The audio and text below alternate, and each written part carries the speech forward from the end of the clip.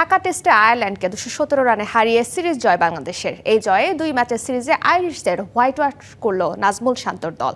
বাংলাদেশের দেওয়া 509 রানের টার্গেটে ব্যাট করতে নেমে পঞ্চম দিনের দ্বিতীয় সেশনে সফরকারীরা অল আউট হয় 291 রানে। দ্বিতীয় ইনিংসে আগের দিনের করা 6 উইকেটে 176 রান নিয়ে ব্যাট করতে নেমে শেষ দিনে 115 রান করে বাকি 4 উইকেট হারায় আইরিশরা।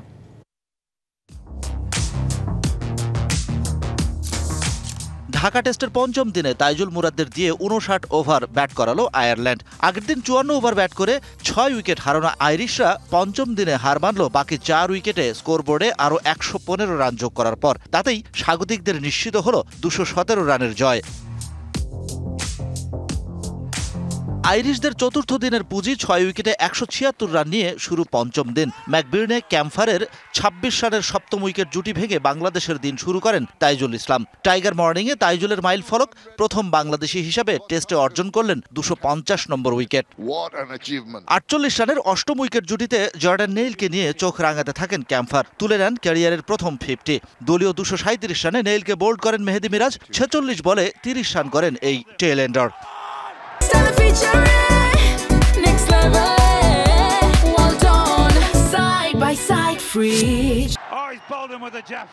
আইরিশদের নবম উইকেট জুটি ছিল চোখ কপালে তোলার মতো।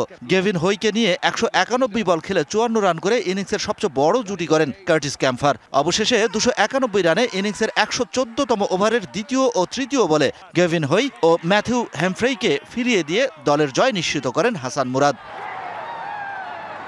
পাওনার হিসেবে মিরপুর টেস্ট দুহাত ভরে দিল বাংলাদেশকে। শততম টেস্টের প্রথম ইনিংসে মুশফিকুর রহিমের সেঞ্চুরি, লম্বা সময় পর লিটন দাসের শতক। প্রথম ইনিংসে 2টার পর দ্বিতীয় ইনিংসে তরুণ স্পিনার হাসান মুরাদের 4 উইকেট। ঢাকা টেস্টের 2 ইনিংস মিলিয়ে 8 আর সিলেটে 5, সব মিলিয়ে 13 উইকেট নিয়ে সিরিজ সেরা তাইজুল। ম্যাচ সেরা হয়েছেন শততম টেস্টে সেঞ্চুরি সহ 2 ইনিংস মিলিয়ে 159 করা মুশফিকুর রহিম।